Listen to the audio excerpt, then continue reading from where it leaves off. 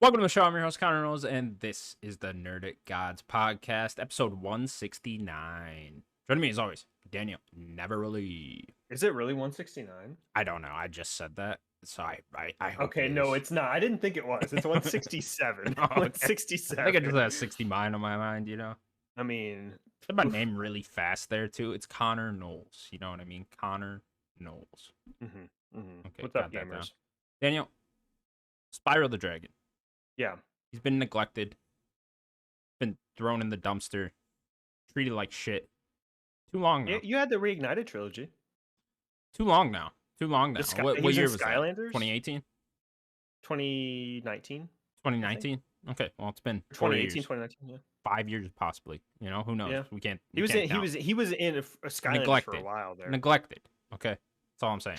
All right. Okay. He was a DLC character in Crash Team Racing. Whatever the fuck they called the remake. Yeah. Nitro. Nitro Field. Yeah. Yeah, that was it. DLC character had a cool map. That was an awesome map, actually. You should go play that game. But nonetheless, neglected too long. You know what I mean? Crash over here getting a shitty multiplayer spin-off game that no one wants. No one wants it. Where's Spyro? And we got Crash 4. But today, Daniel, Redemption. We have a Spyro G Fuel.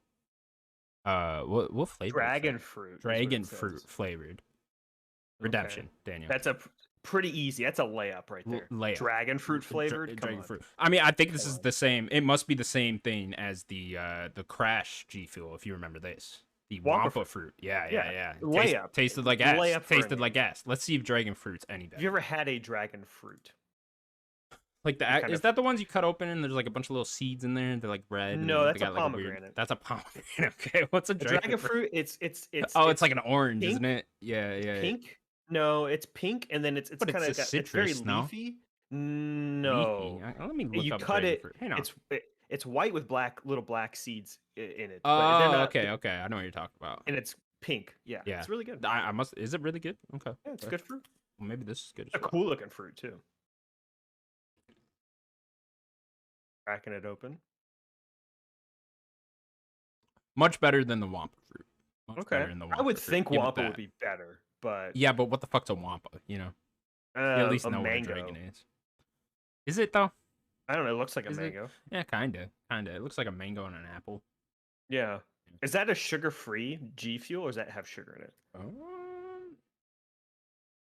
Because a sugar-free stuff. Focus, energy. Sugar-free? Yeah, no sugar. Yeah, I don't like sugar-free stuff like that. Energy drinks. Yeah, I'm not a fan either. Most of they don't taste good usually. But this ain't bad. Not bad. Okay. I've never seen. I don't go. Maybe my gas station just doesn't have. I need to go to a better gas station. Well, I got this at Woodman's. What's a Woodman? It's a grocery store chain. Oh, okay. Open 24 hours though, which is like the only chain open 24 hours. Love Woodman's. Yeah. Shout out to Woodman's. I think the only thing we have like that's probably CVS.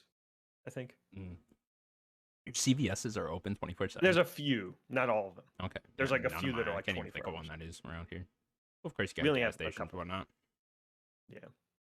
Anyways, Daniel, this is a video game podcast. That's the Spyro. Are you sure about that? Yeah, I'll get that. Yeah, I don't really know what the fuck we do, honestly. I just kind of come on here and talk once a week. Yeah. It's great. Yeah. Daniel, it's been a busy week in the world of video games. We didn't discuss what we're starting with, so I don't know what we're starting with. What are your thumbnails, Daniel? What are we starting with? We could start Future of Halo. Okay. You want to start with that? Yes. Okay. Cool. Let's get into that then. Where is the Joseph Staten story? Here we go. Just weeks after leaving his longtime position at Microsoft, Joseph Staten, is it Staten or Staten? They were talking about this on something kind of funny. Joseph Staten. Joseph Staten has announced that he's joining Netflix Games as creative director for a brand new AAA game based on an original IP. Yeah, and I want to sprinkle the breaking story this week. Is Frank O'Connor. The long time Halo developer from back in the day. I don't think he helped with 1, but I think he's been there since right before 2. Frank O'Connor, leaving at 343 as well. Frank O'Connor, I feel like used to be the guy, right? Or maybe not. Was he the guy? Like, I feel like he's the one that you at least always heard from the for sure. The Bungie. He was a community forward guy. That's so you would always, Like he wasn't like the director on one of the Halos or anything, was I don't he? think so. No, okay, No. just the main community guy there. Yeah. I mean, there's been a few key members of like throughout. I mean, you obviously have Marty O'Donnell's music. You have like Marcus Leto, who I think is doing his own thing. You have Frank O'Connor, Joseph Staten. There was a few key people. Bonnie Ross, And so Frank O'Connor also Kiki left Wolfkill. 343, right? Bonnie, yeah, she had that medical thing No, that no, she kind Frank of. O'Connor. Oh, I'm sorry. Yeah. Yes. So he is out of 343, but no Okay. And then other. Joseph Staten, he was currently working at 343 because I know he was a longtime Microsoft employee, like I wrote in there, Yes. but his last position was at 343. So technically, it was the 343, and then when all the layoffs happened, he went back to publishing. That's what I But thought. that was So only he was for like a technically month. back at Microsoft as he Yeah, left, right? and Okay. then as he left, yeah. So yeah, this the Frank O'Connor thing we'll mention real quick just before we get back to Staten. Yeah, it's interesting. I'm not really worried about Halo as a property. I think Halo as a property would be fine. We're just seeing the complete restructure of 343 and what it is. I think that this, especially Frank leaving, I think that tells you that the old guard is done. They are reworking the entire studio from the ground up, and I guess it doesn't necessarily surprise me with the reaction of how I don't know how people took Infinite, even though I'm generally more positive on 343's Halo production overall. I think 4 is a great video game. 5, the multiplayer is very fun. The campaign was just a little lacking. Infinite, I think, is great all around. Maybe it needed a little bit more time. I don't know. I think it was just more But content with Infinite, right? That yeah, seems to be the big problem. Forge and co-op should have been there at launch, and then maybe some more maps. But yeah, I think they just needed a little bit more time for what that vision for when Joseph came in to kind of reform them and help ship the game. They probably should have given him an extra year with him doing that. And I think that game could have been even better, even though I love Infinite. And yeah, it's interesting to see all these old guard leave. I don't think that Halo is too much in a bad way, and from my perspective, though. Yeah, I'm mostly there with you. I think they just never had all the pieces there to get Halo right back to where it was with 3 and Reach and that peak Halo. Not that I ever was gonna get to those, that great spot, right? Like Halo was the fucking thing back in 07, 08, 10, all those years. We were there when we were in high school. We used to everyone used to just talk about Halo. Halo was I mean, even thing. from the launch of Halo 2, probably. Yeah. 04. Yeah, and then like you were saying, Halo 4 came out. That was a good game. I think it was just missing something from the multiplayer perspective. Campaign was pretty cool. 5 campaign was shit. Multiplayer was awesome. Infinite just seemed like lack of content, honestly. And then maybe not. I think too. I don't know if people want Halo to succeed. It doesn't sound like it. Yeah, like I really don't know. Like. I don't know if like people just really want Halo to be back. Like I don't know if the new generation really wants Halo anymore. Yeah. I really think that might have something to do with it. I don't know if the Fortnite kids want to go and play Halo. Like I really think that's what it is. I think the biggest issue with that, and with a lot of people's mindsets, with multiplayer games is just so twisted. All they want is to be drip fed content in a battle pass now. Have it be free to play and be drip fed content all the time. Like if they're not getting something new all the time, then what are you doing? That's really it. It's like when you make a multiplayer game nowadays and people want to get into it, they want to make that game their life. Yeah. And like obviously not entirely their life, but like they want to make that their game. When they're playing video games, they are playing that. You know what I mean? That's what those kids want. And when you don't have the content to give that to them, they're going to bounce off super quick, and it's really hard to get them back unless you do something like truly new and special, Yeah. What they should have said going into Infinite was, this is not a live service game. This isn't a 10-year game. This is none of that. This is Halo Infinite is what it is, and then that's it. I think people need to stop promising content regularly, and need to stop promising DLC, and need to stop promising all of that kind of stuff, because people's expectations are way too high for all of that. People expect way too much and expect it to be given to you very quickly. But then that's just it. Is like if you do that, people are just gonna say, or they're just gonna bounce off super quick. It would have been the same thing, and they're gonna say, "Oh, that's a dead game." After 3-4 months already, you know. But then I don't think Halo Infinite would have soured.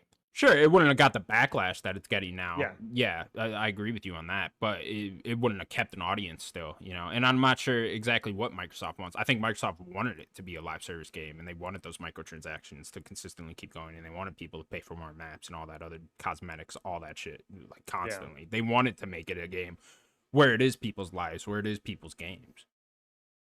I'm gonna take a slight left turn, but keep it around here. That's not, to me, that is not Halo, and I don't think that that's what Halo is going to be. What they're going to do and what's going to be that is they're going to have Call of Duty, and that's going to be what Call of Duty is going to be. It's going to have Warzone, it's going to have mobile, it's going to have regular Call of Duty. People can keep playing it and be that. Then now what they should do with Halo is let Halo just be Halo. Let it be a cool single player, have its multiplayer still because it is Halo, have it be co-op because it is Halo, have Firefight, bring Firefight back because that's an awesome mode. Firefight not in Infinite? No. Really? No, it's not. Should I add it's that awesome. Too? Firefight's great. Yeah, I love Firefight. Bring all that back. Just let it be what it is. It doesn't need to. Don't fit Halo into. Halo's a square. Don't fit into a circle. You know, like it doesn't work that way. Sure, but I think there is an opening to like Call of Duty has stayed Call of Duty throughout the whole time, but then they also made Warzone, which is targeted towards the Fortnite kids, which is targeted towards the Battle Pass live service genre, right? I think you can make team. Sure, so yeah, exactly. But yeah, sure. I completely agree with that. And there is a rumor that there is a Battle Royale coming out with Halo still. I mean, that rumor's been going on for a while. Yeah, but like they could be doing that still. Yeah. And like, yeah, I completely agree with you. The thing is with Call of Duty, why it doesn't get that same amount of backlash is, well, for one thing, they launched with like such little maps in Halo Infinite. They really did. Like that was for sure. It's kind of ridiculous how little maps there were in that game when it actually came out. But with Call of Duty, there's yearly installments, you know? We're not getting yearly installments with Halo. So, like, the backlash is so much longer for Halo Infinite because of the lack of content, because there's not yearly installments. Yeah, definitely. That's just, that's, I would think you could just remedy. Just, like, let Halo be Halo. And then if you want Halo, whatever, if you want Halo to have a mobile version or have Halo to have a, you know, the Battle Royale, let it be separate. It doesn't need to be Halo Infinite's Battle Royale. It needs to be Halo's Battle Royale. Just let it be a completely separate, you know, developing team and everything. Different launcher, all that kind of stuff. It doesn't need to be connected. Yeah, I don't make a separate game out of it. Yeah, completely. And I think that's what I'd like to see from Halo just in general, with all these studios now that are under Microsoft. Just make a lot. You could do so much shit with Halo. We've talked about it before, but like, there's so many cool game ideas you could make out of Halo and out of that universe because the lore is so rich, and storytelling is so cool in Halo, and that world's so awesome. It's like there's so much you could do. It's just let all your teams experiment with Halo if they want. Yeah, definitely. Now I'm gonna reel you back in. Sure. Joseph Staten going to Netflix to work on a AAA IP. Is that what they're calling? Is that the wording? That is what they're calling it. Yeah, new AAA IP. Or new IP. Okay, interesting. So, I mean, this is interesting here. Like, I have a few thoughts about this. So, somebody like CD Projekt Red, if they want to do a multi or transmedia type of thing with their IPs, they've been going to Netflix and saying, "Hey, you know, we're gonna do a Witcher show. We're gonna do a cyberpunk anime based off of our video games." Now Netflix can just do it in-house, right? They can take Joseph's probably sci-fi IP that he's going to make. I'm assuming it's sci-fi. I don't think he'd write something else. He seems maybe he does do fantasy. I don't know, but yeah, they could make Joseph. They can make this game, and then immediately have someone stir up an anime or some sort of TV show based off of it, and you have that just synergy right there. Perfect. Yeah, I'm right there with you. I think that'd be the idea, right? I mean, you're under the Netflix umbrella, so why wouldn't you capitalize on that and turn that IP into, you know, whatever the fuck else you want? Anime, live action show, movie. A movie. Yeah. Whatever. You can do anything under that Netflix bench. And yeah, that's probably what we'll end up seeing. I'm just curious what type of game this is going to end up being. Is this a single player game of some sort? Are you guys going a multiplayer route? Because I imagine part of the focus has got to be on cloud streaming, right? With Netflix, like you're going to want to be able to stream these games to your That television. depends.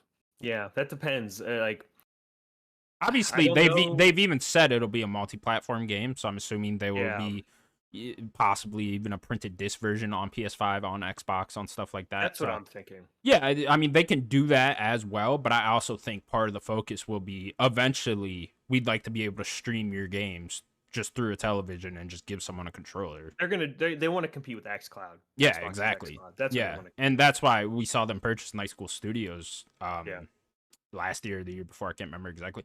But that is a very they make great type of games for streaming for very slow, very narrative heavy games. You're just walking around basically, and it's a slow narrative game like a Telltale type of game.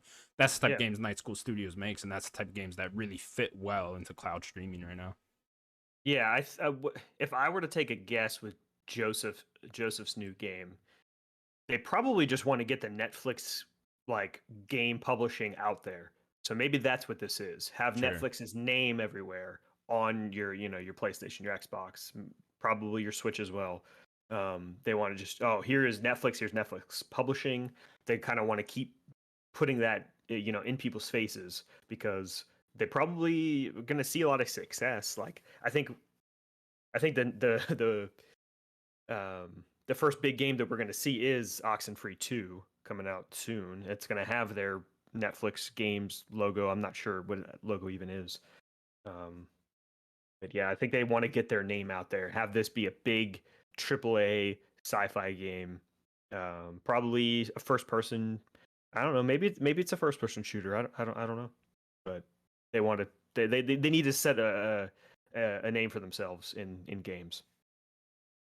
Yeah, yeah, that would and it's cool to have Netflix in there. I think another big player in the game space. They seem to be doing better than some of these other Yeah, companies do. that's what I'm saying. It's like I don't think it's necessarily. Hey, you get a company in there with a bunch of money. They want to start throwing money around making games. I'm all for it. Why not? Yeah, and they burn money like no one's business. And I think they're in the best position for cloud streaming because everyone knows what Netflix is and everyone already has the Netflix app. And if it's just in a bundle of your subscription, you already have it then. So I think they're I mean, really yeah, when we get to a place, and we probably will get to this place sooner than we all think, where streaming games is like very easily done and runs very well. I think they're in the best position for that when we actually yeah. get there. When the internet is good enough to just stream all these big AAA games. If you think like a trailblazer in cloud or like streaming, it's Netflix. They were one of the big first trailblazers of that industry. It may be movies, but now they're eking their way into games. Yeah, I agree. Hi Nick, how you doing? No, he's muted. No, Nick is in here. What's up? What up, What's Nick? up? How you doing, man? Oh, Welcome. no, no. Trying to join in on this chat of I don't even know what y'all talking about. I heard internet and streaming. That's a no for me in my area. Yeah, yeah. Connor, I figured out something that you could do since Nick can stay in here and keep talking without having his cam. If you go to the little dots on the Discord and hit show non-video participants, and then it should go away, and then you can have our thing open. Oh, I just got rid of the thing. Yeah, Yeah, we could do I that just too. I just realized you could do that. Okay, cool. Or whatever. Nick, we're currently talking about Joseph Staten going to Netflix games. Yeah, what do you think about himself that? Again? Oh, so you mean Xbox ain't got nothing again? Joseph Staten going to Netflix games, making a new AAA, new IP. I mean, is the next Netflix the future of gaming? I don't think so. So I don't see what the big fuss is about. Netflix is not in a position to talk about games all that much. They got a few games that I know of, but they're not like AAA bangers or anything like that. No, that's what this is probably their first big attempt at that. I mean, I think the big deal is it's Joseph Staten. Like he's a very big name. I mean, he's produced two of the biggest IPs in video games, in Halo and in Destiny. So I think he has a lot of cachet with his name. So I think it is a pretty big deal. Man, like I said, we'll see what comes out of that. But like I said, when I think of Netflix, I'm thinking of TV, movies, and stuff like that. I'm not thinking games. Yeah, I think that's their goal is to change that. You know, they want to be a transmedia company, not just be, you know, TV movie. They want to be games as well. They did that with Bandersnatch. If you guys remember Bandersnatch, I mean that was what 2018 was their attempt at kind of a TV show mixed with like Telltale, right? And that I thought Bandersnatch was pretty cool. Yeah, I wonder how much Netflix is going to depend on this or on getting into gaming, because I believe Netflix has been in trouble the last couple of years. Like I think they've been losing. They burn like, a lot of ton money. of money. Yeah. So I wonder if this is like trying to create a whole new avenue and try to get like really heavily into games. I wonder if they'll go that route. Yeah, games like they take a long time to make, but they make more money than pretty much any other, you know, avenue, right? Like they're gonna make more off of a AAA video game you could put on other consoles, right? Like, yeah, that's you're right. This could help like retroactively save a lot of their, you know, streaming and TV stuff. Yeah. Now, the stuff he's working on, is that just specifically for the Netflix platform? This isn't going on anything else? It will be a multi-platform game, so it will. Okay. Presumably, it will go on PlayStation and Xbox and Nintendo even. Yeah, because that's what got me kind of worried. I was like, well, if it's just specifically for Netflix, you know, like I said, for me in an area that doesn't have that good internet, kind of hard for me to play a game at the highest quality possible. And then, you know, Oxenfree 2's coming everywhere. Yeah, as well. What game? Oxenfree 2. That's their game. Oh. It's coming everywhere. Okay. So I think that they're. Oh, you should play the first one. It's very, very good. They're eking their way into the games, and like I think they're gonna be pretty successful at it. If I were to guess, they got a lot of money. Well, we will see. Next up, PlayStation held a focused Final Fantasy 16 State of Play last Thursday. Guys, did we all watch this? I actually did end up watching this. You did, you liar. I lied. You said you weren't gonna watch it. I know, but then I was like, we're gonna talk about it on the show. I'll watch it, whatever. Okay. I'll start then. Yeah, man, this game looks fucking sick. I got much else to say, man. This game looks fucking incredible. I can't wait for this. Yeah, I thought the combat looked great. Looks very slick. Looks very fun, fast paced. I'm super into that. Really love the whatever they were calling the summon fights at the end. They had a word for it. Yeah, what is it called? I don't know. That just looked very fun. That looked very cinematic. That you know, I don't know how fun that's gonna be gameplay wise. It looks like they're all kind of different though, so we'll see. It looks like they're kind of doing some different stuff gameplay wise in those. But that just seems very fun, very cinematic. And then story wise, they didn't really get too heavily into the story, which I liked. I think they just kind of teased us a little bit throughout that whole State of Play of what's actually going on. But I like the idea of playing as Clive throughout these 3 different points in his life. I think that sounds very fun. And I wonder how they're going to do that exactly, if we're going to be flashing back constantly, or maybe not even constantly, but just at certain parts. Like, is it just going to be you play as him in his teen years, then that story ends, then you go to the 20s, then that story ends, you go to the 30s? Or is it going to be, you know, you start off in your 30s, you flash back to when you're in your teens, and you flash the 20s, and just keep bouncing back and forth that way? I think either way could be very fun and interesting. But yeah, love the State of Play. Thought it was cool, and cannot wait for this game. Yeah. I think I hope they don't chop it up like that. That's not how I would want it to be.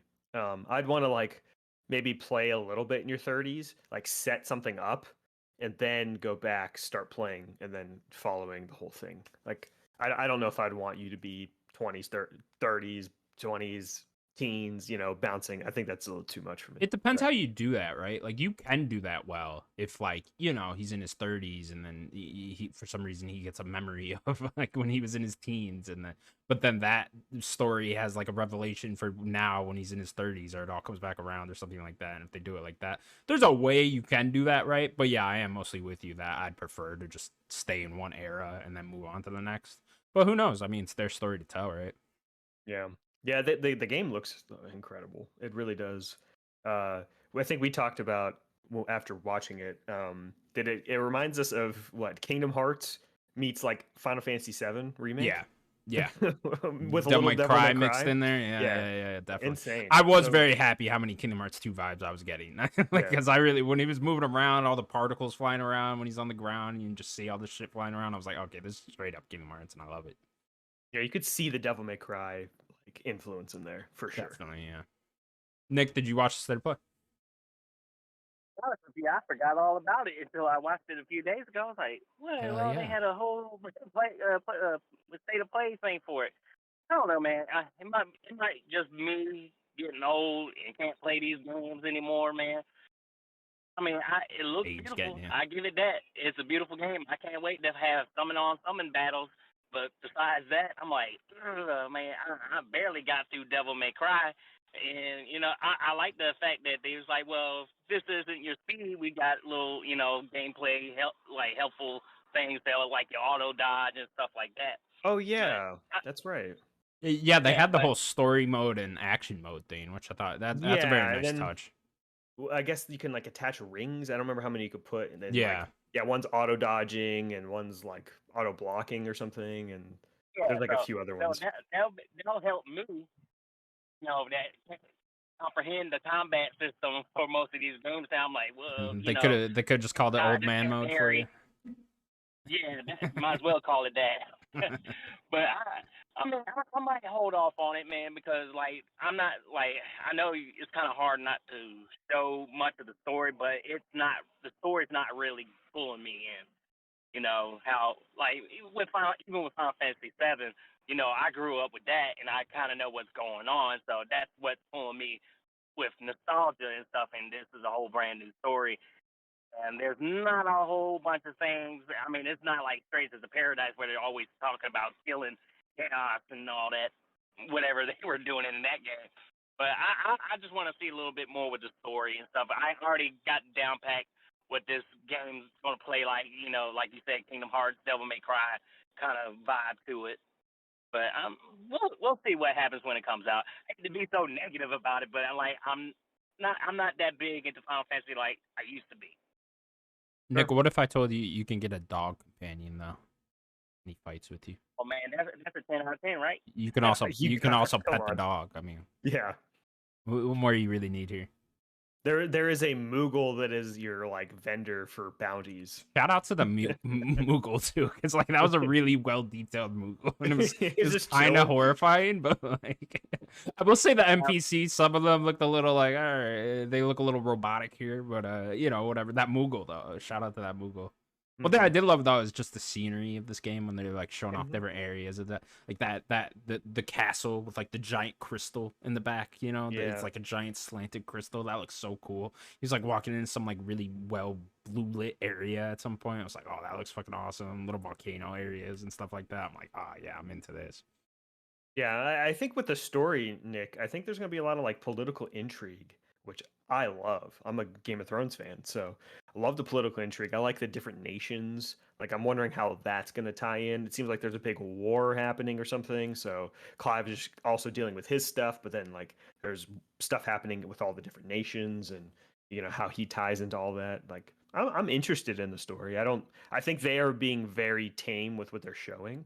I think that's deliberate. I think there's going to be a lot here, and I don't think they want to show too much because even with 15, I don't think they showed a ton of what was happening with 15 leading up to it. Yeah, I don't remember leading up to it. I mean, they have said with this game though 11 hours of cutscenes, so it's there's a lot of fucking story here to be told, and I think that this whole going across the 3 decades thing that fits very well with a political war story like that, right? Like Game of Thrones, like House of Dragon just kind of did, right?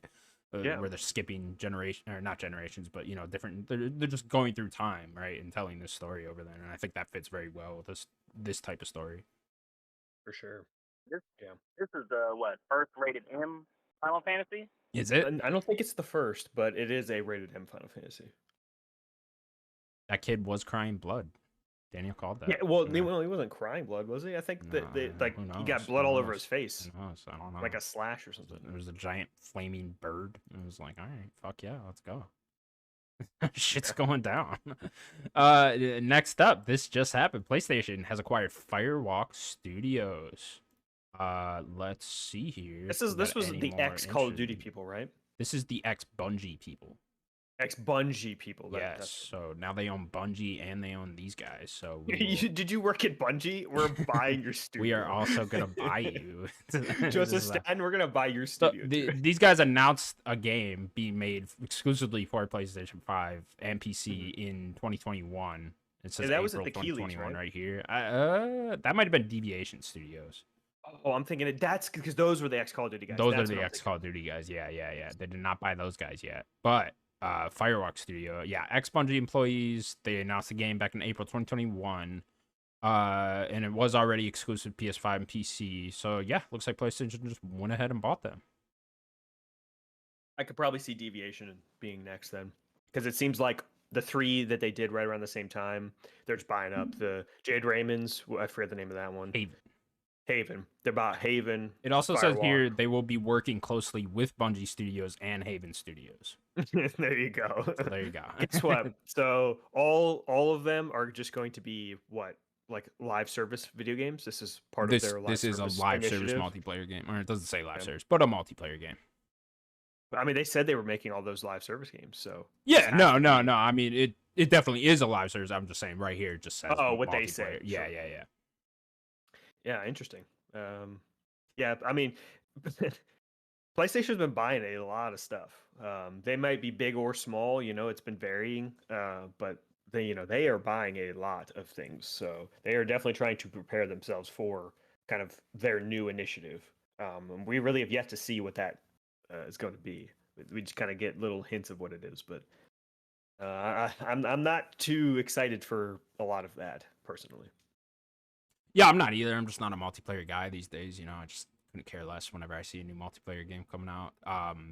So yeah, I mean, it doesn't necessarily excite me or anything. I will say I don't think it's really that insulting to anyone, right? Like I think this studio has never put out a game. They've never done anything. So PlayStation, they're pretty much just making up a studio and buying them, So it's just, PlayStation wants to do that. Go ahead all day. Why not? Yep. Nick, anything? Firewalk Studios? Nothing. Doesn't really excite me. I saw the post. I was like, I don't know who these guys are. We'll see what they put out.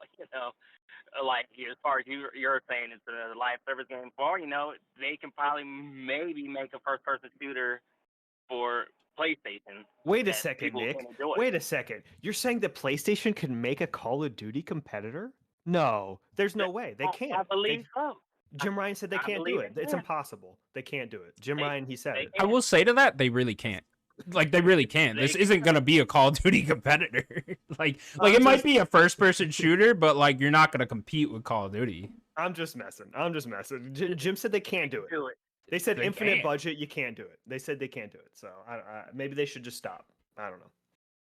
They really can't. Never know. Continue, Nick. I didn't mean to interrupt. Oh, God, no. No, do not do another Anthem. Please, God, no. Anthem had cool ideas. Anthem 2, let's go. That's what they're making. PlayStation also acquired the Anthem IP. Like, fuck it. Let's buy that. They just stole it from BioWare. We need that.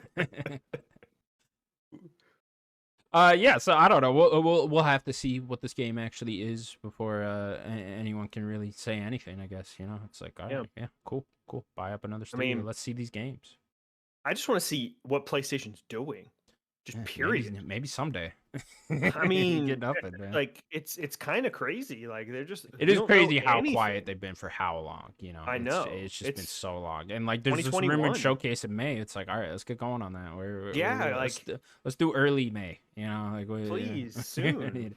Let's hurry up here. I want to see Spider-Man already. Grub, when's it happening, Grub? What's going on, Grub? Grub promised. Call me, Grub. Tell me what's up. Next up, Nintendo held another world or showcase. What the fuck do they call them? World Indie Showcase. Indie World. It used to be. They used to call them Nindies. Nindies. But I think that was like the what term happened to that? And then they just started doing Indie World. Yeah, that's way better. Should have stuck with that. The Nindies. Yeah. Did we all watch this? I watched it. Yeah, Yeah. it was Okay. a cute little showcase. Sure. Yeah. Cute. That's a good word for it. Nick, Yeah. did you watch it? I mean, like I didn't watch it, but I looked up to see what was announced, and Sure. nothing really caught my eye besides Oxenfree. And like I said, I hadn't played this first one, so I was like, well, I'm just out of loop when that game comes out. So Yeah, I thought you should play Oxenfree. Yeah, don't play 2 without playing 1. Yeah, definitely play the first one. it's straight continuation off of 1. You are playing Riley again, yes. Yeah. Okay. Yeah, Oxenfree is great. We don't need to go over the whole thing here, but Danielle, anything stick out to you? Oxenfree for sure. There was that really cute game where it was based off of a board game. Maybe if you're looking at it, you can tell me what the name of it was. Where you it's like a tile based game, and you were like putting tiles down to like. Say it again, Nick. I remember it had cats in it. That's all I remember. Yeah. You're making like cats of Calico. Calico, yeah. Calico. It's a type of cat. Yeah, it's a type of cat. Yeah, so you're like putting these little like I think they were hexagonal like patterns down, and you were trying to like make a pattern on this big quilt, and I guess it was based off a real tabletop game, and like you're trying to attract these cats, and like the cats are walking all around like hidden things, and you're I guess you get points for the bigger the pattern you're making, and you're trying to attract specific cats and stuff like that. It was a pretty cute game. Yeah, I got to shout out Bomb Rush Cyberpunk. This game looks fucking awesome. This, some Jet Set Radio clone. I've never played that game, but we've talked about this game before. Yeah, we definitely talked about this game before. But yeah, this game looks fucking sick. This looks right up my alley. Date? Cool. So it's got a release date of August 18th, 2023. Okay. Not too bad of a date. Yeah. No, yeah, I like it. I think what's its name comes out that same day, but whatever. Liza P. Liza P? Yeah. No. Yeah. So you're up against it there. Bomb Rush Cyberpunk. But yeah, this game looks awesome. Right up my alley. Some type of, extreme sports game. Get points and shit like that. I'm into it. This game got kickstarted like a couple years ago. So one of those. I think it was kickstarted like within the time of this show. Like I remember talking about it with the announcement trailer. I think in 2020. I don't know. Maybe there was a super fan. Must have been a while the whole ago. Time. I remember putting the teaser in our doc when we were talking about it. So it looks really cool. I want to hear the music, like the soundtrack. That's to be the most exciting thing for me.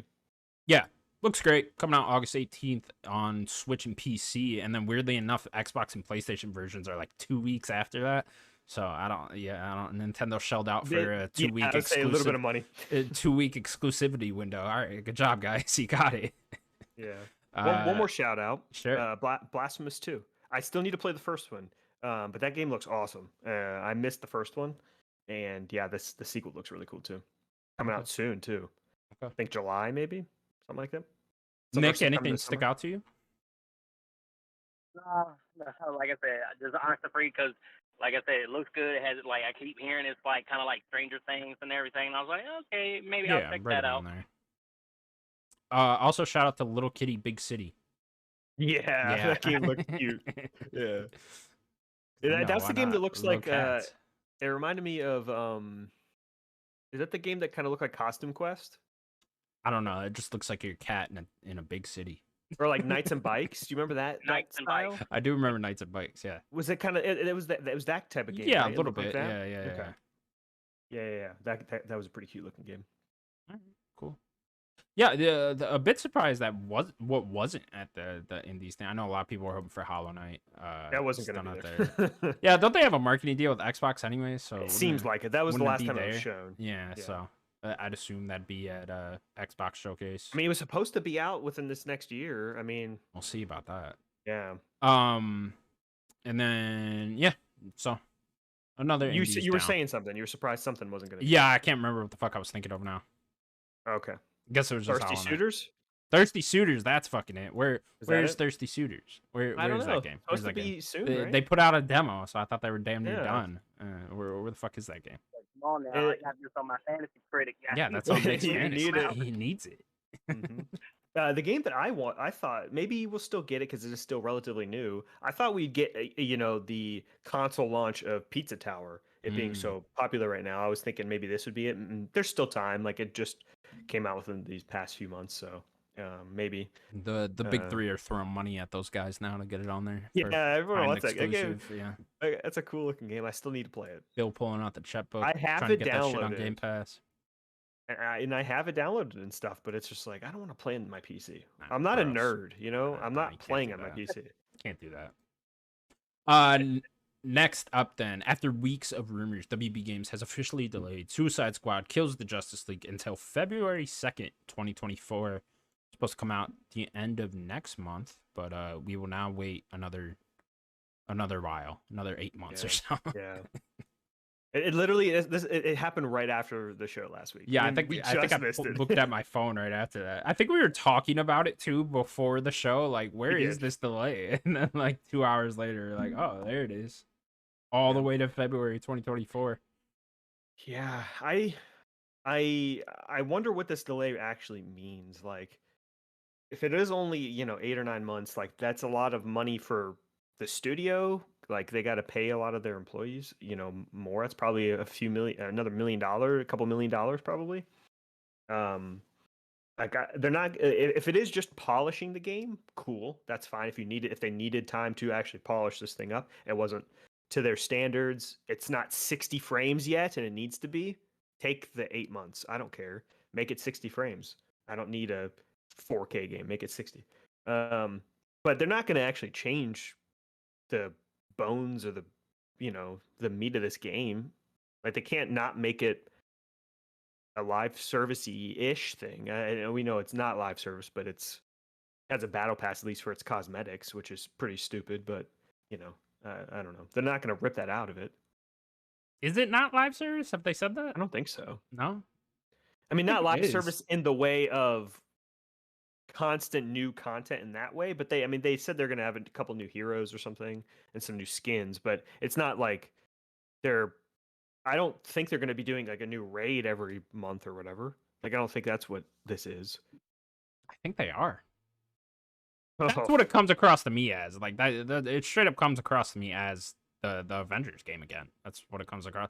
And with this delay, I think what they can at least do is have it be content ready. Like have a good amount of content there for everyone to go with.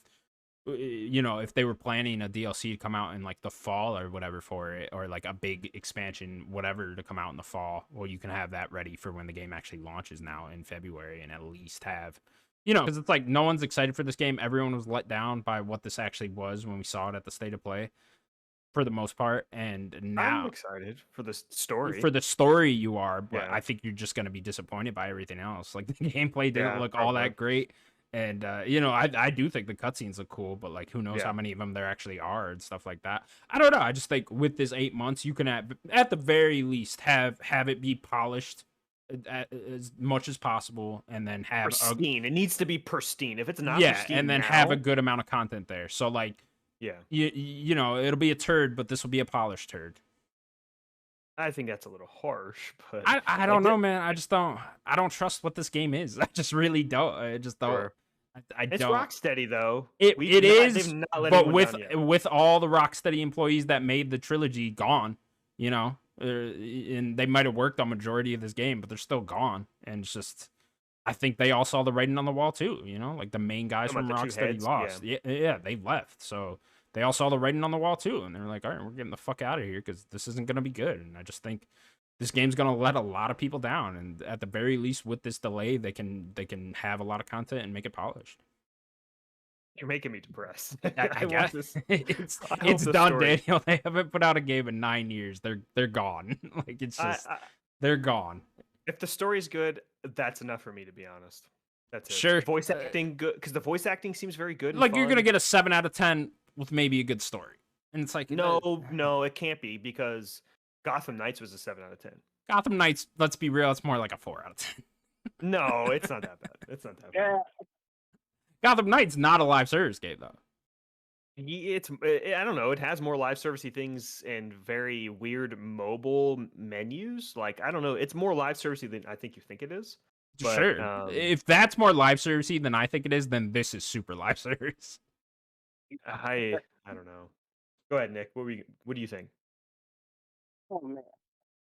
as me and my friend watched this state of play for that, man, like it was hard to get excited because all I could think about was Marvel's Avengers and how much it looks so close to that. You're fighting the same kind of enemies, you know. You got the same color scheme, what that purple stuff. I don't even know what the hell. Let me shoot the purple bubble on the fucking guy. Yeah, you know, I'm looking like they're going through the gear and, you know, you get perks and stuff. And it's like, oh, my God, it's another one of these live service grind games. You know, I got to work hard to get one stupid helmet or something like that. I don't need that for a DC game, especially from Rocksteady, you know, coming off of Arkham Knight and stuff like that. So, like you said, in this 8 months, I don't think none of that gameplay is going to change. It's just going to be polished up and everything. And after this first impression, the next whatever they got to sell next better hit. That's all I can tell them. If it doesn't hit, I don't think this game is going to sell well. And it's already in the bad spot anyway. Ever since the leak of the supposedly whatever battle pass or you know the gear system. So yeah, it's going to have a rough time getting to where it needs to be. Another thing with this game is I don't even think WB wants this anymore. I think this game the idea for this was thought of a long time ago. Like when Destiny came out. Exactly. When Destiny came out, when Fortnite was at its peak, all that shit. And I think now, especially after the success of Hogwarts Legacy, which is a true single-player RPG game, and it sold hella copies, it's probably going to be the highest-selling game of the year. They're like, why the fuck are we making this? But it's too late. You can't reverse course now. You can't turn the ship around now. So you got to just put it out and hope it makes as much money as possible. But yeah, so I don't even think they cared about the delay necessarily. They're like, yeah, fuck it, delay it as long as you want. Like, let's just make it as good as possible. Hopefully, we can at least make our money back. Yeah, or unless I believe they might have just delayed it, not because you know polish and everything. Maybe they had another game in mind to release before the end of the year, and we still haven't heard anything about this supposedly Mortal Kombat 12. Is that coming out this year? You pushed them pretty goddamn late. Yeah, I mean, I think that executive said within the next year, right? So was that like March to March? So yeah. I think me and Connor said it'll be the beginning of next year. That's kind of what we were thinking. So yeah. So if they don't announce that because of, you know, NetherRealm Studios and you know Ed Boon keeps teasing like the history of Mortal Kombat, you know, like the last few months because I think this is what its 30th year anniversary, and we still haven't heard about this next year. Mortal Kombat 12. I think next year is the 30th, right? No, I think it's this. Was it not 94? Was it 93 for Mortal Kombat? I will look. No, I'm too old. I'm getting senile. I can't remember the. Getting senile. If Mortal Kombat's not announced, you know, in next month or June, then yeah, Mortal Kombat's not coming out this year. So the Mortal Kombat 30th anniversary was last year, guys. It was 92. Yeah, it just says the 30th anniversary was October 8th, 2022. Okay, cool, sweet. But yeah, Nick, I think it'll be the beginning of next year, next March. Like, lock it in, write it down, put it in ink, lock it in next March. I mean, he might be onto something with maybe it will be ready sooner. Maybe it will be ready for the fall, and that's why they didn't delay Suicide Squad to the fall. I don't know. See, that's the issue I'm having because one, we haven't heard anything about Mortal Kombat, but yet you have Street Fighter 6, you got Tekken 8. You're going up against two more fighters. That's why I'm like, you really being bold going up against those two games. Yeah, I think Hogwarts Legacy has bought WB so much time for anything now. That game is incredibly successful. And it's going to keep selling. That game's going to keep selling for years. Like, Avalanche really cashed in with that game, and that game it bought, I think, is going to buy them so much time for Wonder Woman, for Suicide Squad, for Mortal Kombat, for, you know, any other game they have in development that I can't remember. Whatever TT's working on next. Yeah, I was going to say they hit really big last year, too, with the Skywalker Saga. Yeah. So I think that Hogwarts really bought him a lot of time. It's interesting because WB Games was in a really bad place a couple years back. We remember they were being talked about being sold off to someone a couple years back. So they seem to have turned that around completely. For sure. And it's mostly Hogwarts. I mean, I get, and Lego Star Wars for sure. Well, let me tie this in. Speaking of WB Games, a new Harry Potter game has been announced called Quidditch Champions. This will be a standalone multiplayer game, and you can sign up for playtest now. Here it is. Yeah. Here's the Quidditch. Here's some Quidditch. You know what I think this was? I think they tried to make Quidditch work in Hogwarts Legacy. They couldn't get it to work. They couldn't get that to all work well together, and then they spun this off and made this. I think different teams just like take it. Yeah, I bet they had like a base layout of Quidditch working in Hogwarts Legacy, and they were like, "There's no fucking way we can make all this work with all these RPG stuff going on and all the companions and all this shit, towns." There's no way they could have made that work and made it run well with Quidditch also running in it. And they were like, "Fuck it, make this." And that's why you see this Fortnite art style in this Quidditch game, because Is this free to play? They haven't said yet. Yeah, it's not the same. It sounds like a free to play game. It does. It probably will be a free to play game, but I think that's literally what this is. I think it's just spun off from Hogwarts Legacy to make Quidditch work. Yeah, I'm very curious with this game. If this game's gonna have like a battle pass system and 100%. be able to dress like your favorite people of the franchise. You could be like Hermione or Harry or something or Ron or whatever. Oh yeah. Oh, you're getting all that. Tier 100. Get to tier 100. No. You get the Nimbus 2000. That'd be dope, dude. Yo, it looks like I'm getting this battle pass. Yeah, I'll play the shit out of this game now. Get some like cool WB characters in there. Like let me fly around on a broom as Batman. That'd be fun. Man, they already kind of putting the multiverses on hold. You don't need to put no cameo. True, that's another one.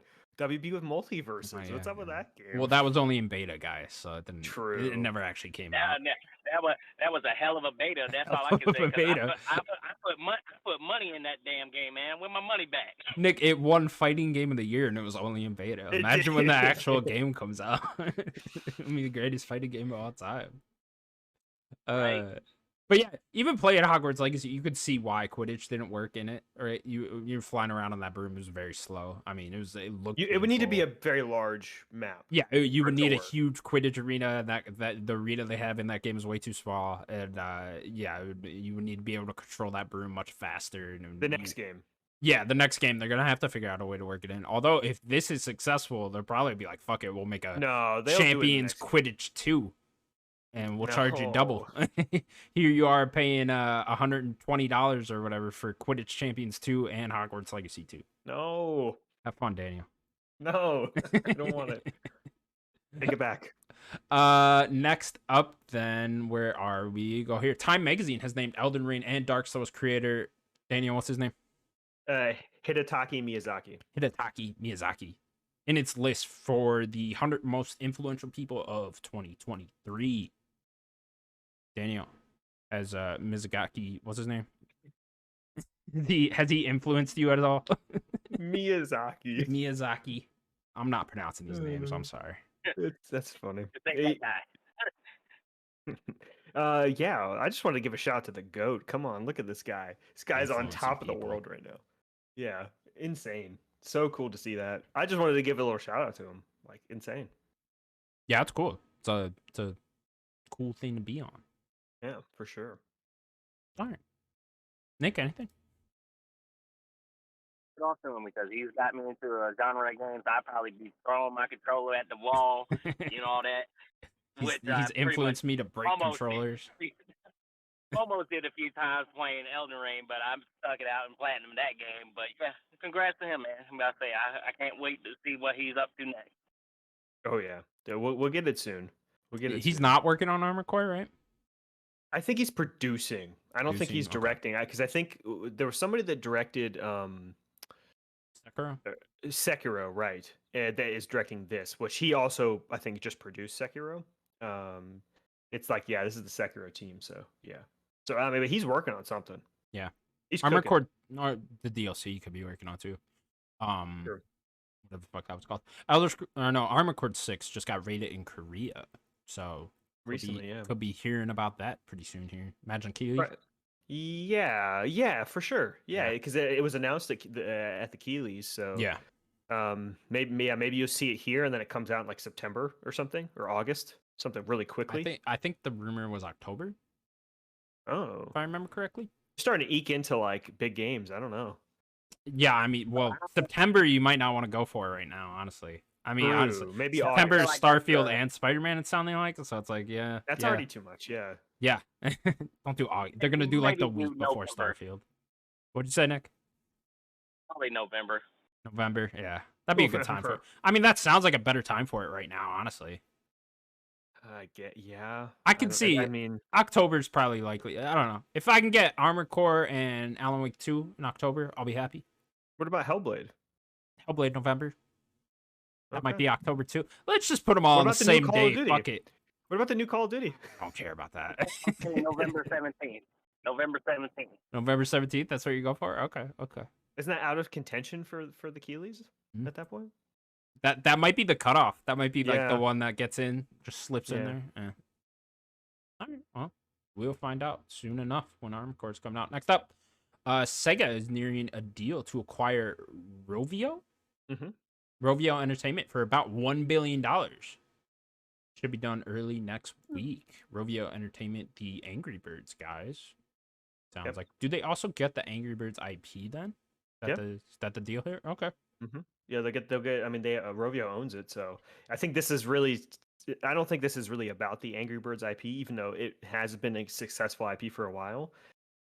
More recently, it hasn't, but I think this is more about getting the expertise of Rovio, and they made really good mobile games for a long time. They're one of the original, like, Angry Birds is one of the original big hit mobile games with like That and Plants Temple vs Run. Zombies. Yeah, Temple Run, Plants vs Zombies, Fruit Ninja, and God, Angry Fruit Birds. That was Ninja. kind of the big stuff back then. That So what kicked it. That sent us to our doom. yeah, it did. So this is just, I think that Sega wanted to get Sonic more into mobile and get their IPs, maybe a Like a Dragon mobile thing. I don't know, stuff like that. You know, Like a I dragon. think Sega. What were you gonna say? It's gotta be Sonic, man. Gotta be Sonic. That's the first name Sonic I said. mobile Yeah. game. Oh, did you? Yeah. Okay, Yeah, great. I said Sonic. Yeah. I'm like, I don't want to like a dragon mobile game. No, don't No, do that. you don't want to beat him up. Okay, you're selling me Like a on it. side-scrolling beat 'em up with Okay, like okay. like a dragon. I'm Mobile. sold. I'm I sold. don't know. You can like collect all Play the as characters. Ichiban. Okay, I'm down. Well, you have to collect it. You have to unlock him. You can't just get Ichiban. Yeah, you lost me again. Well, it's a mobile game. You're paying for it. You lost me again. You lost me. Yeah, no kidding. It's mobile. To be fair, I like that Doom mobile game, so You did. maybe I should stop talking. Nick, you an Angry Birds fan? When it came out, yeah. When I had before, these iPhones, and it was what the iTouch. Hell The yeah. iPod, the 3G, or yeah, is that what it was called? The 3G. That one was awesome. I don't know what it was called, but I had, Angry Birds, what is it, Super Mega Worm, and all that up there. But yeah, and I've kind of fallen out of mobile games pretty much, unless it's, Marvel Snap. I'm not touching anything really. But Yeah. I'm interested to see what, Sega would do with this. Are they just going to try to put out more Sonic mobile games? Who knows? Yeah. Has You there remember been Angry other Birds? Sonic mobile games? There probably has. I can't think of one. I right feel now. like Sonic you could just port the original to and like just have them on mobile. That would work really well, right? Maybe. Yeah. Do you remember Angry Birds Space? That was a cool game. Was that the Star Wars one? No, there was Star Wars. There was There wa- straight up there Angry was Birds Star Space Wars. first. Mm. Yeah. And then they got Just Star do Wars. Angry Sonic. Angry Sonic. There you go. Just do Yes. that. You just make the Sonic characters and you fling in the Sonic characters. Ooh, that'd be fun. That'd be cool. Fling the crocodile guy. That'd be Yeah, they fun. all do different moves or whatever, right? Sure. Our last news story: the video game Circana numbers No, for March why'd you say 2023 have been announced, or whatever the fuck we do. They are here. It's Connor's Circana Corner. We're back. that? Since I've No, been you here to said the sing a whole song. thing again. Connor's Why would you Circana do Corner. this? Nick, this is a new segment called Connor's Circana Corner. Welcome. I'm on the Connell's corner. Said what? I'm on the Connor. Oh, okay. You're doing his Arnold impression. That was great. That was great. We'll keep that. We'll record that too, and then we'll take Sims Song and we'll play it before all the Stricano numbers. All right, we're gonna go over the top 20 Stricano numbers for March 2023. You guys ready? Number 20, Lego Star Wars: The Skywalker Saga. Number 19. Hey. Yeah, it's back in there. It was at 41 the month before. Might have been on a sale. Star Wars, people getting hype. Oh, all the announcements, man. Yeah, Mandalorian, gotta play Lego now. Number 19, Sonic Frontiers. Number 18, NBA 2K23. Number 17, Dead Space 2023. Dropped all the way down from number 3. Yeah. Dropped off, That Resident Evil took its lunch. 16, Kirby's Return to Dreamland. 15, God of War Ragnarok. 14, Pokemon Scarlet/Violet. 13, Metroid Prime Remastered. All the way up at 13. It was number 21 the month before. So when did that come out? Like at the very end of February? Yeah. People must not have got. Well, it was a stealth drop, so I guess maybe no one realized until March. Well wasn't there a talking about physical? Oh yeah, the physical version. Yeah. Those damn Nintendo kids with their physical versions. Yeah, the physical was delayed. Also, I think it was like delayed for people getting them too, right? So I don't know. Maybe how did it get all the way to 21 in the month before? That's actually kind of impressive. Yeah, I don't know. It's very odd. Number 12, Octopath Traveler 2. Not a bad drop off. It was 10 the month before. So, number 11, Minecraft. Number 10, Mario Kart 8. Number 9, buying Mario Kart 8. Daniel, you'll like this. It was number 13 the month before, so it went up 3 spots. Buying it. Stop it. Keep buying Mario Kart, people. Mario movie.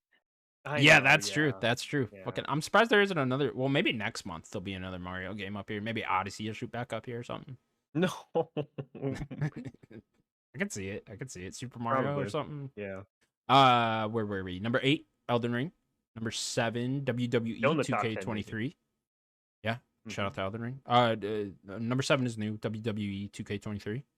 Cool. So shout out to that game. Number 6, FIFA 23. Number 5, The Last of Us Part 1. Shot up again. I gotta imagine that's slowing down now that the show's probably over. Will start, yeah. Yeah. But shit got all the way up to 5 still, so. Good. Number 4, Call of Duty Modern Warfare 2. Number 3, new one, MLB The Show 23. There you go. Hey, nice. Good for you guys. Number 2, Hogwarts Legacy. And then your new number 1 for the month of March, Resident Evil 4 Remake. Nice. I didn't expect it to beat Hogwarts still, but yeah, I suppose. Well, Hogwarts came out all the way in February, so I guess only a month, but still good for Resident Evil. We know they sold a shit ton. You guys want to hear the year so far? What the current top selling games are? How much do you have for that? You got 20 if you want. Let's do top 10.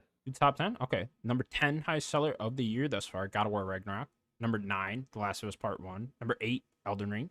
Number 7, FIFA 23. Number 6, Madden NFL 23. Number 5, Dead Space.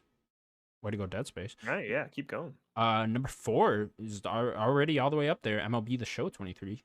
So nice. Number 2 all the way up there. Oh, no, wait. Number 3 all the way up there, Resident Evil 4 Remake. Okay. Way to go. Number 2, Call of Duty Modern Warfare 2. And then number 1, of course, Hogwarts Legacy. Nice. For the year thus far. See if there's anything else notable. Number 17 is Octopath Traveler 2. That's not bad. Sonic Frontiers is up at 16. That's bad. Forspoken all the way up at 15. That's surprising. Gross. Yeah, I don't know how that happened. Let's see. Fire Emblem Engage all the way up at 13. That's pretty good for them. Yeah. Keep it going. One Piece Odyssey is 20, so there you go. Surprise! Big IP. This is what I was saying last month. Surprise Wild Hearts, man. Wild Hearts isn't even on this list. Yeah, I really did think that would be a bigger deal. It's a new IP, and the weird thing is it's a genre that's just not tapped into very much. And I think people don't want to play anything that's not Monster Hunter for the most part. Yeah, even though I just thought all the Monster Hunter fans would go over to that. But, they want Monster Hunter. Guess not. Yeah, Monster Hunter Rise is on the list. So yeah, people want Monster. Well, that's because it came to current gen. Yeah, I know. It's just surprising that sold more than all of Wild Hearts. That name. Man, when they put out Monster Hunter World 2, the sequel to World, which is right, that game's gonna be massive. Yeah, like a really high fidelity Monster Hunter again for current gen. Oh boy, that game's gonna be a big seller. Yeah, we'll see next month. Should have some interesting stuff with Star Wars, of course, and I'm trying to think what else came out this year. Oh, Nick left. Yeah, I'm trying to think what else is coming out in April. I mean, Star Wars is only gonna have a couple of days, so it might. Yeah, not... but you see, with Resident Evil 4, it had the same thing last month, and it got all the way up to #1. So I'd imagine, I think pre-orders get counted in that. At least pre-orders that were bought in the month of March. True. So I think it just all goes into. I already pre-downloaded, preloaded Star Wars anyway. So yeah, I'd imagine Star Wars will take #1 spot pretty easily. But I'll be curious to see how many copies it sells. I mean, #2 is gonna be Dead Island, right? Yeah. I wonder how well Dead Island will sell. Like, I know I was kind of joking a little bit with it being #2, but like it is a big named franchise. Like, people do Dead know Island what that a is. lot, so people probably like a top 5 seller. Yeah, I'd imagine it'd be a top 5 seller for the month. I wonder where Yes. that'll land on the overall for the year thus far. That'll be the one It might crack 20. Yeah, I just wonder if it'll do that within its first month. I don't expect it to be top 20 of the whole year by the end of the year, but certainly coming out the gate, I expect it to do pretty well. I would think so, just for the name. Yeah. And then next month, of course, we got Tears of the Kingdom. I don't think there's anything else too big in May. It was Suicide Squad. Yeah, but now I think Tears of the Kingdom really just has its lay of the land for that month, right? All the way up until that Diablo Street Fighter day.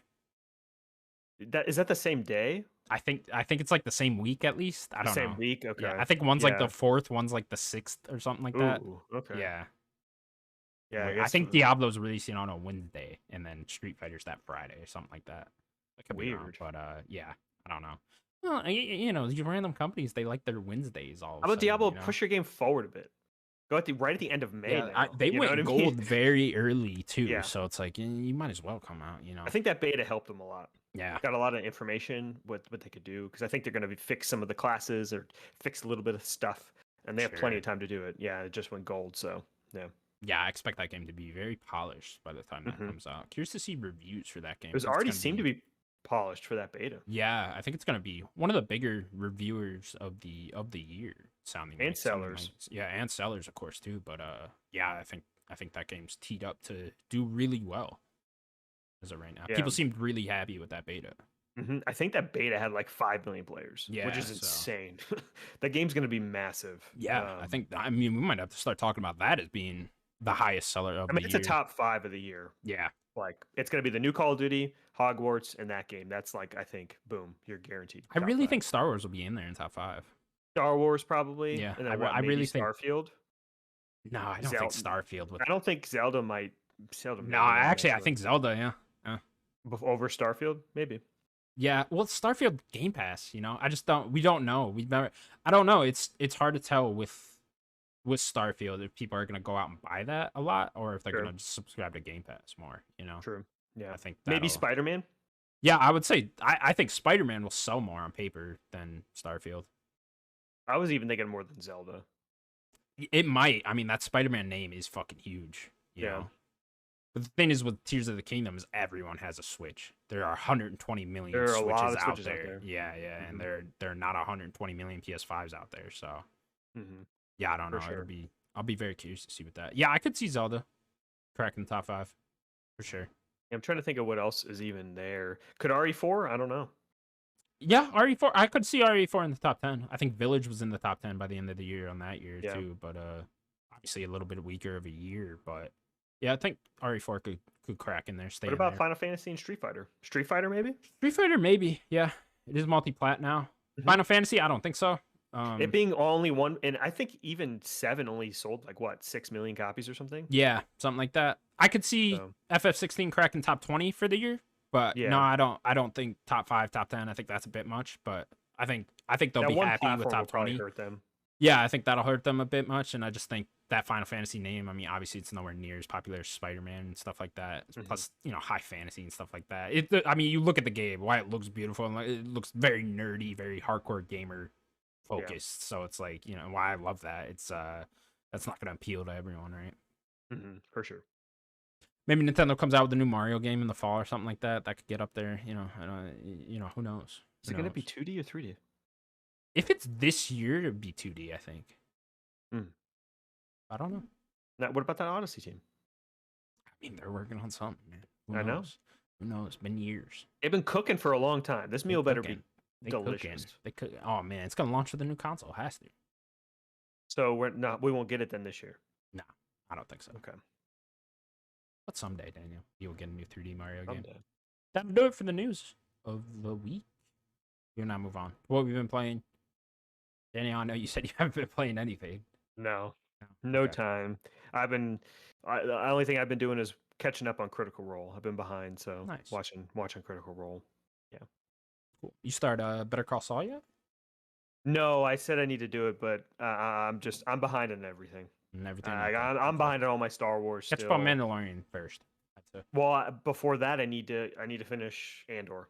I mean, you don't need to, but like, yeah. Okay, no. I want to. You want to, okay. And then I also have Bad Batch I want to watch. And then now I gotta get in Bad Batch too. I've been rewatching Rebels. And it's like I don't know why am I rewatching Rebels, but then I'm watching Rebels and I'm like, why wouldn't I rewatch Rebels? You know what I mean? I just finished season 3. And like I swear to God, I started this like 2 weeks ago. Nice. Better Call Saul, they just announced is coming to Netflix. So that's what I've been waiting for. I know you guys watched it. Was that last year or was that 2021? No, that was last year.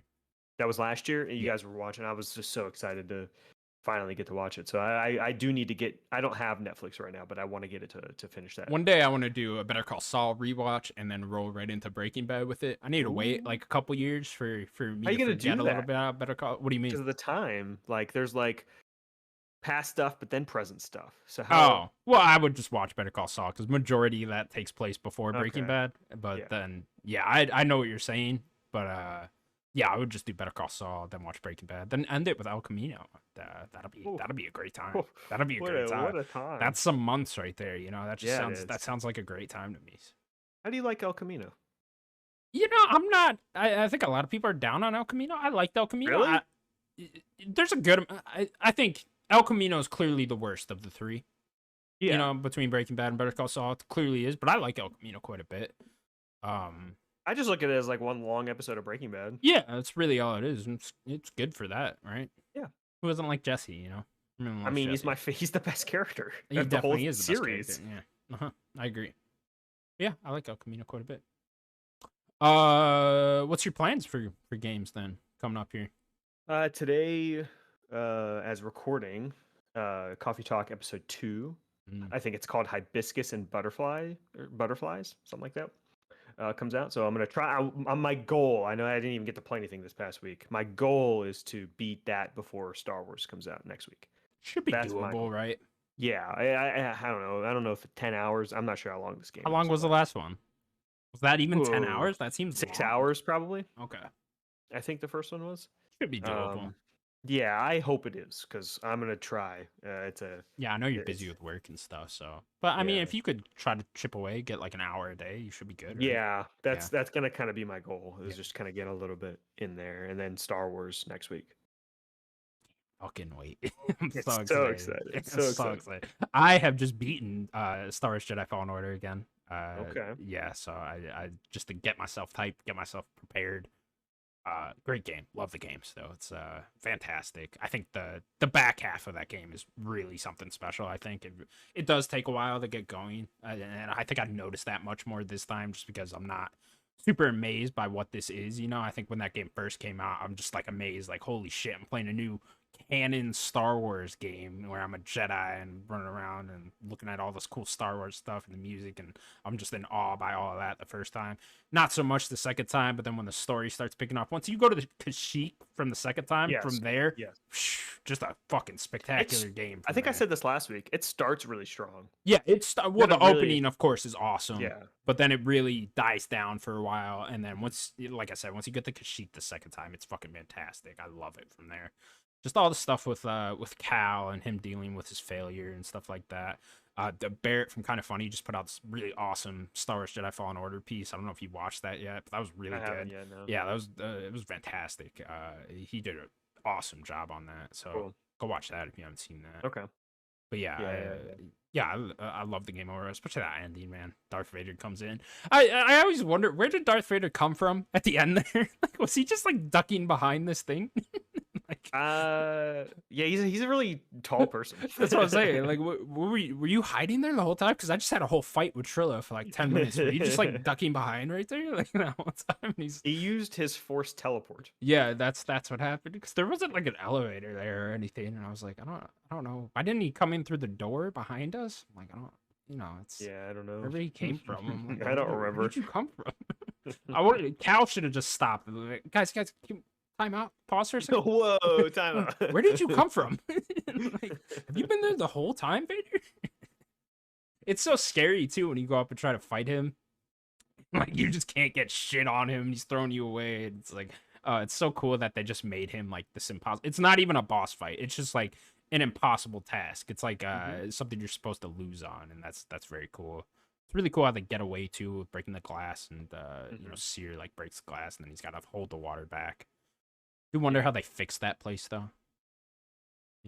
It's been really hard to get. They down probably have there, other bases up and stuff like that. Yeah, but the place is fixed in Obi-Wan, so it's like I don't. Sure. What point? I also wonder how much in Obi-Wan they took inspiration from Trilla in this, because the main villain in Obi-Wan is a lot like Trilla. They're very similar. Not as good. No, not as good. I agree with that entirely. But it's actually amazing how good of a Star Wars story Respawn wrote in that. Like it's up there with like some of the best Star Wars stories. It really is. It's this era of Star Wars. This era is incredible. Yeah. The after 3 but before 4. Sure. Incredible era of Star Wars. Sure. I forget. Disney put a name on it now. Whatever that era is called. No way. Yeah, they put a name on all the eras. Is it a good name or is it a goofy name? I can't remember what the names are, but they named all the eras. Like pre or Empire's Reign or something? I think it was something like that. That's really what it was. It was like Imperial Reign or something like that. What? They just nail it. Yeah, and they here it is. Hang on, I got it. Where is it?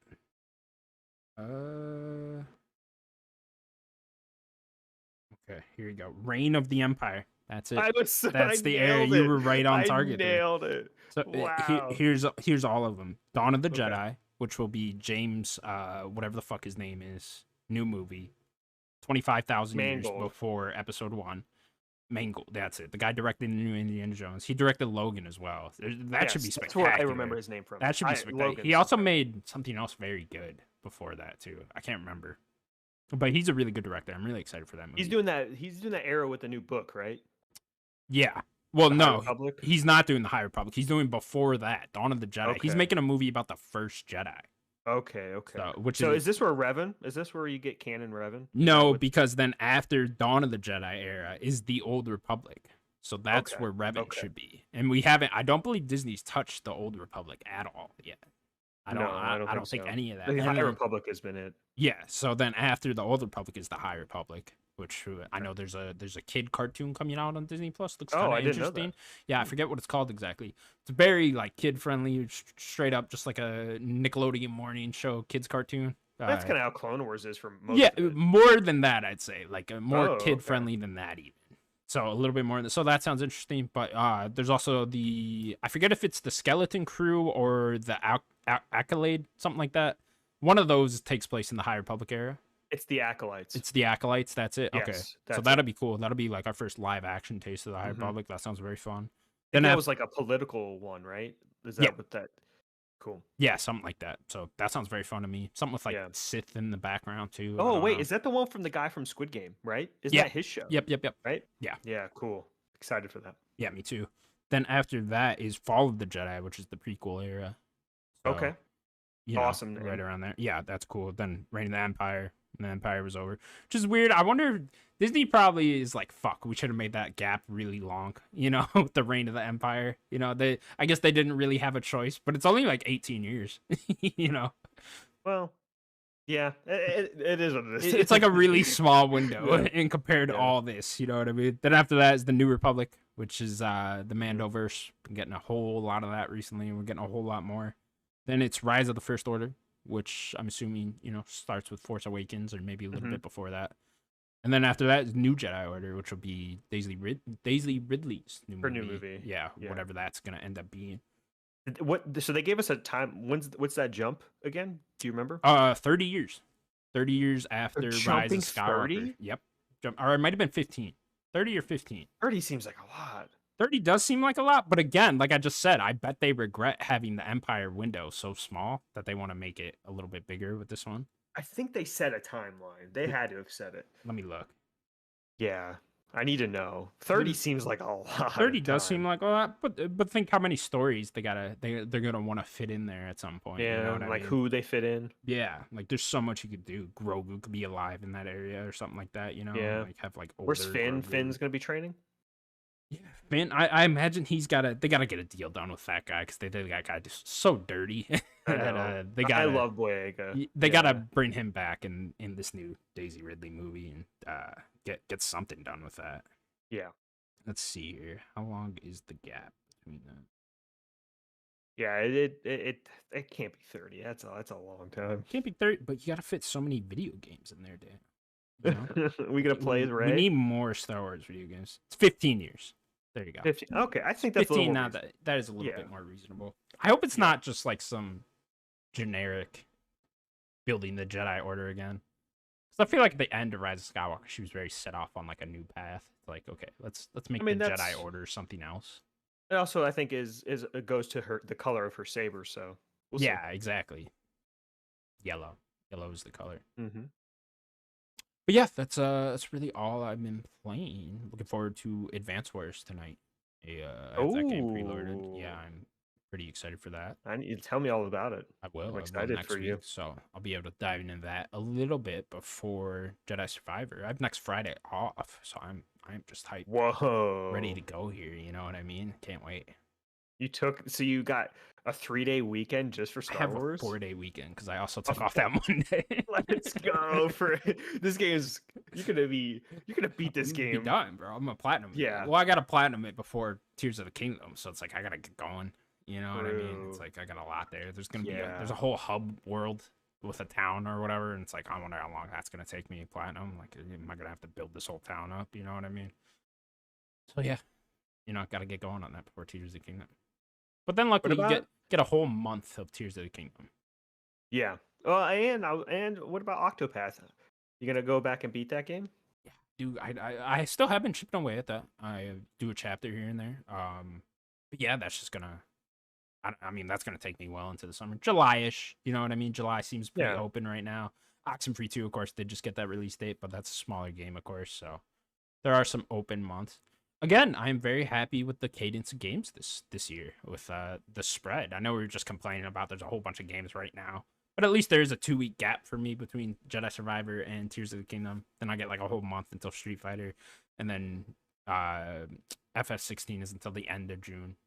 And then Diablo somewhere in there. You going to play Diablo? I'm not gonna play Diablo. No, I'm not a Diablo guy. It's not even. I don't even want to. I'm sure it's great. I'm sure it's gonna be very good, and people are gonna love it. But it's like I don't need to be into everything. You know what I mean? It's like if it's not for you. I don't even want to like undertake that. You know what I mean? I'm sure it's gonna be awesome, but it's like I don't even want to get into all that. It just sounds like a whole problem right there. So yeah, no. But yeah, them got Oxenfree in July, so very happy with that. Now August got that Liza P and Bomb Rush Cyberpunk. So pretty much got a good game every month now this year, because September, October, November, December, surely you're gonna have something. I mean, some of these games will be big.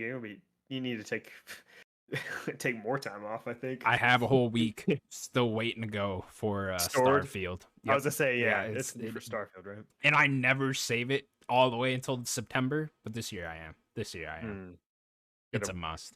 Are you gonna wait a little bit just in case they don't push it like 2 weeks? Exactly. I'll wait until like August to say I'm taking off that week, But I'm taking off that fucking week. For Starfield. I love that you're doing that. That's the beautiful part about Starfield's release date is it comes out the same week as Labor Day, so I already have off that Monday. But unfortunately, it comes out that Wednesday, so it's like, okay, I'm gonna go in for a day on Tuesday, and then I'm just gonna be gone the rest of the week, I guess. It's like, all right, whatever. Do it. Fuck it. Yeah. Good plan. Spider-Man 2 might have to take a couple days for. We'll see. Man, you living the life over here. Living the life over here. You know what I mean? All right, Daniel. That's gonna do it for what we've been playing. You got a game for me? I do.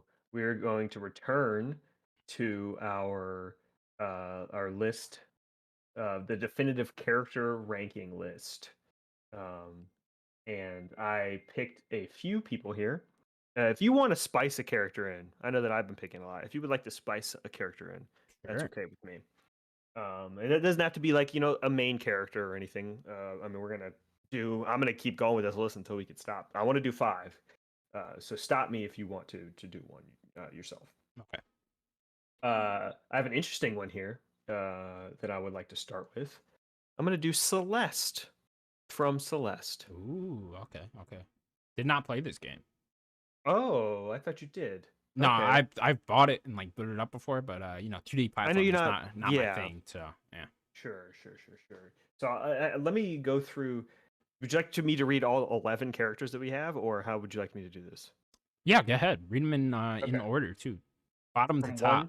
Bottom to top. Okay. Number 11, Chell from Portal. Number 10, Corvo from Dishonored.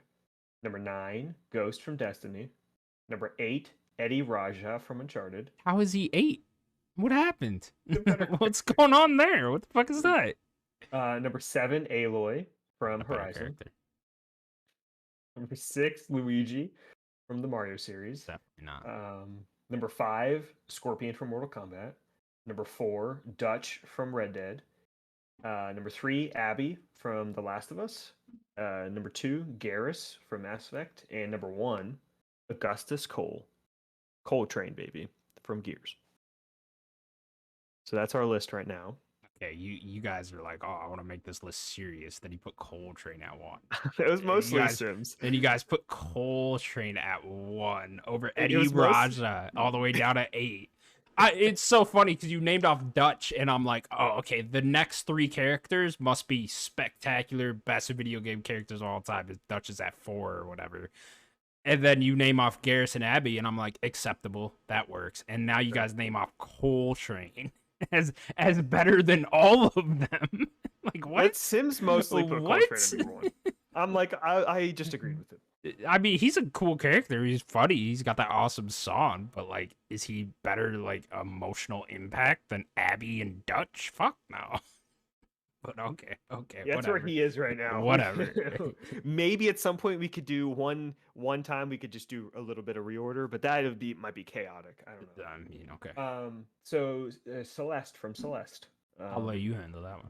Sure. I think she is a good character. Her journey in that game, from kind of self-doubt and trying to overcome the mountain and stuff like that, I think is very good. I don't know if she's very high on the list. I'm thinking above below Aloy, like right above Eddie. I think she's better than Eddie. But I don't really think much more. Certainly not better than Eddie, but she is better than Coltrane.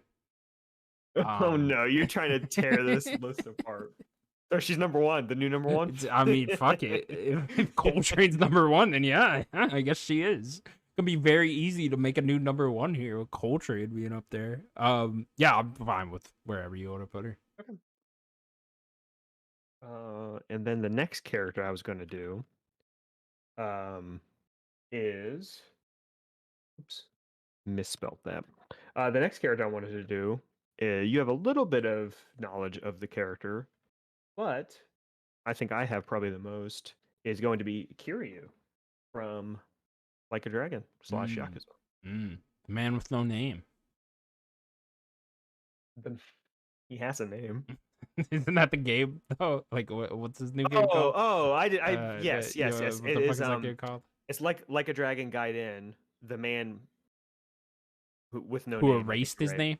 Or who erased his name. Yeah, yes. that was it. Yes. He erased his name. Just leave it blank wherever we put him. So yeah, Kiryu. Kazuma Kiryu. From the Kiryu's cool. Not as good as Ichiban, but yeah. I think it's arguable. He's had more time, and he's also different. He's a much different type of character. He's very morale driven, and he is a very driven person. Ichiban is very, he doubts himself a lot of the time. He's a very, he's not. They wanted to make a character kind of pretty heads to tails to Kiryu. Yeah, where do you think Kiryu should go? I mean, I'll let you handle it because again, my only knowledge of him is from spoilers, the parts he was in 7. So yeah, I don't really have too much to go on. Okay, so I'm gonna throw this out there. Where do we think iconic status comes into play compared to just the character itself? Because like where I'm looking is I don't know if Kiryu's necessarily better than Dutch at 4. But then you have Scorpion and Luigi right after that. Sure. Those two are, not only they're fun and cool characters, but they also have an iconic status that not a ton of these. Yeah, I think those two in particular are completely running on iconic status. Really, I mean, they don't really have like too maybe much, more like, Luigi to them. Yeah, definitely more. Scorpion Luigi. has stuff, especially the new. He has stuff going on. Yeah, but Kiryu kind of has both, right? He kind of has the iconic status of being the face of Yakuza for many years, and then the character background because he has 7 games worth of story content to go through. Yeah.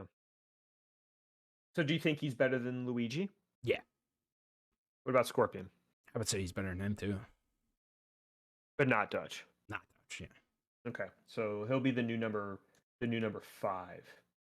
Kiryu. Cosma Kiryu. Do you have a character you would like to go, or would you like me to keep going?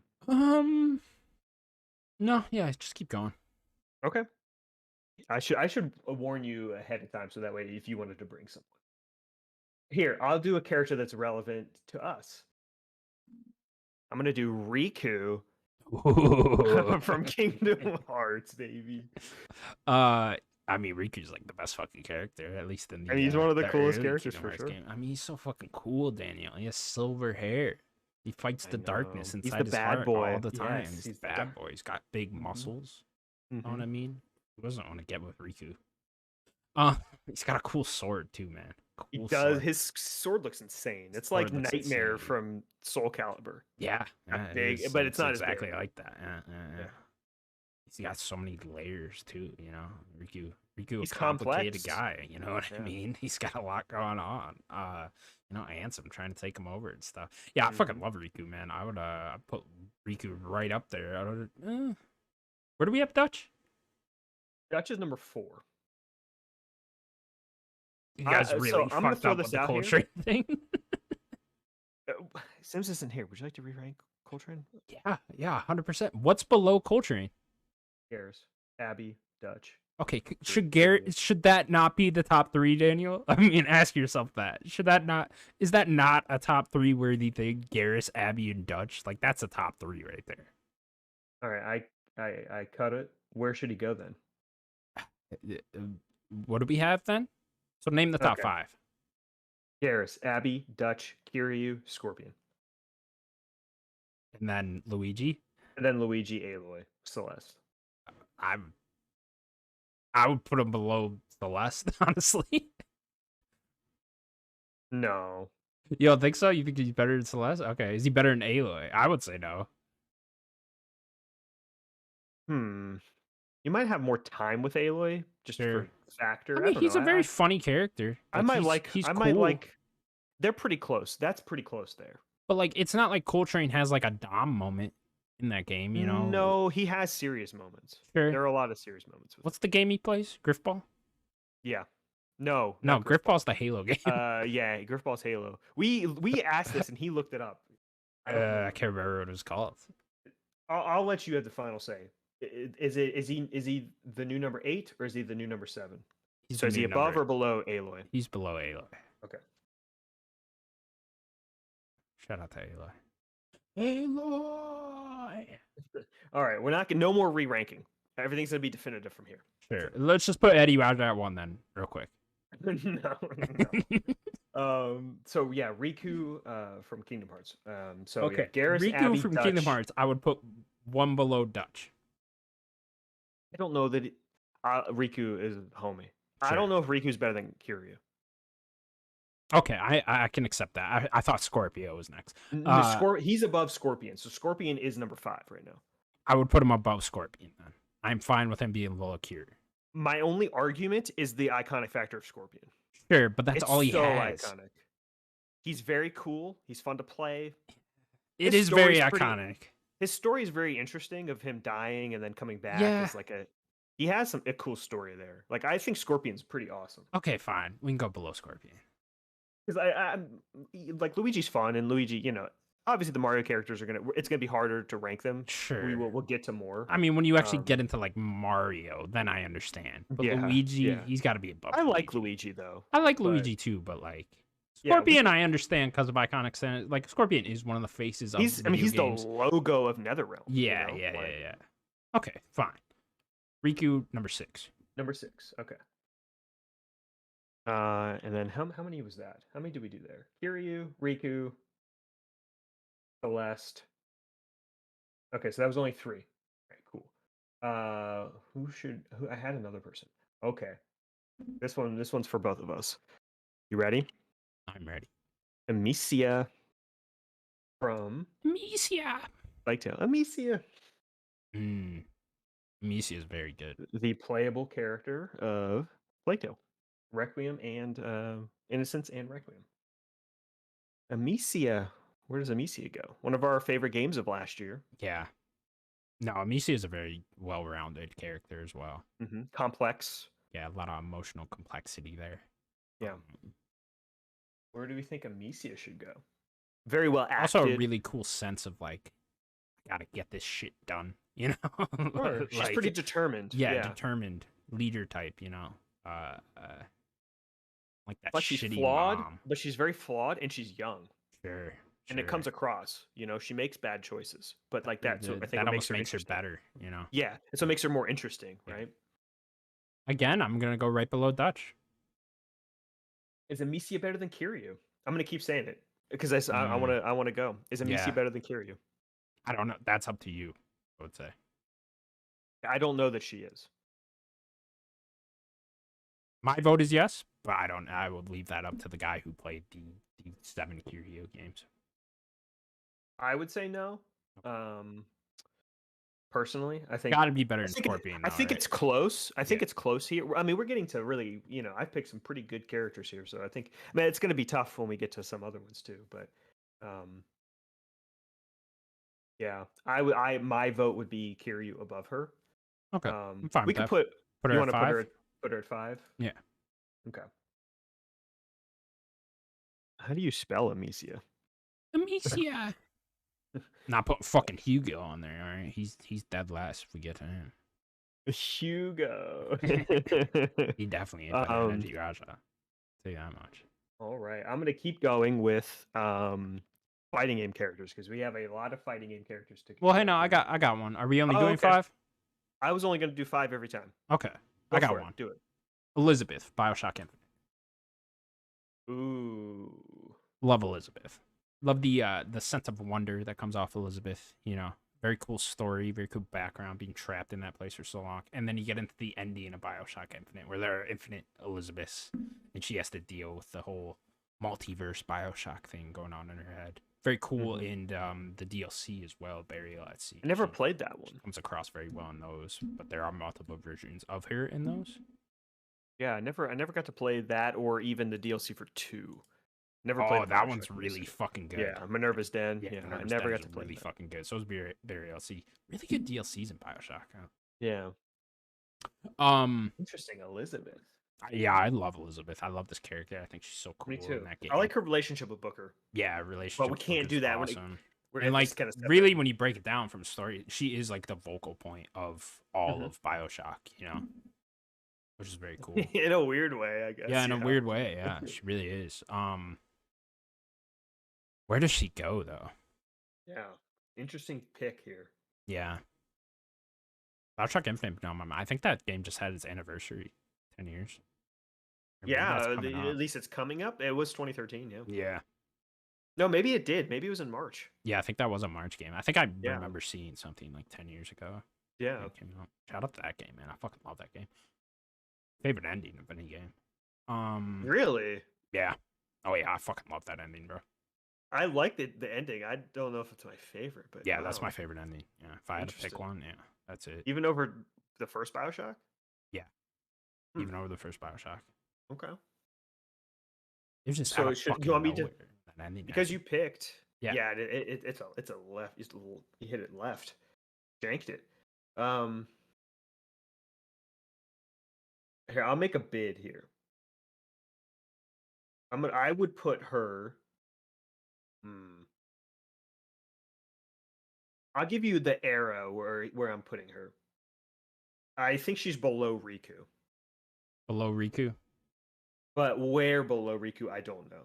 Because you have Riku, Luigi, Aloy, and Coltrane, and Augustus Cole. That's kind of 7, 8, 9. She's somewhere in there. I feel. I don't think she breaches 6. 6 and up. Not even 7 with Riku. You're getting into like pretty high territory. I don't think she's that high for me.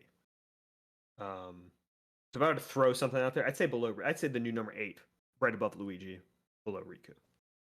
I would personally put her at 4, I think. Where's Amicia? Is Amicia 4?